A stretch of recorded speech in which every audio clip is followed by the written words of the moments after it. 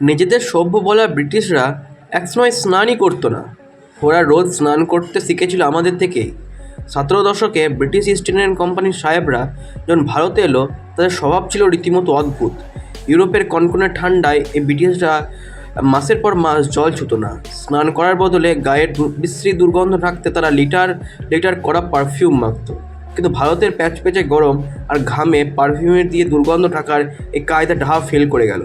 ঘামাচি আর ভয়ঙ্কর চর্মরোগে যখন ওরা পচে মরতে জোগাড়, ঠিক তখনই ওরা দেখলো সাধারণ ভারতীয়দের। বাংলা থেকে মাদ্রাজ, এই বিশাল দেশের সবাই প্রতিদিন সকাল সকালে পরিষ্কার জলে স্নান করে। হাজার হাজার বছরের পুরনো আয়ুর্বেদ মেনে পরিষ্কার থাকার এই অভ্যাস আমাদের রক্তে। নিজেদের চামড়া বাঁধাতে শেষ পর্যন্ত এই অহংকারী সাহেবরা বাধ্য হয়ে ভারতীয়দের দেখাদেখি প্রতিদিন গায়ে জল ঢালতে শুরু করল। এই জল ভয় পাওয়া গন্ধমাদক সাহেবদের আপনি বাংলায় কী নাম দেবেন? কমেন্ট বক্সে ওদের ধুয়ে দিন। এমন আরও গুপ্ত ইতিহাস জানতে অভিনয় গল্পঘরকে সাবস্ক্রাইব করে যান।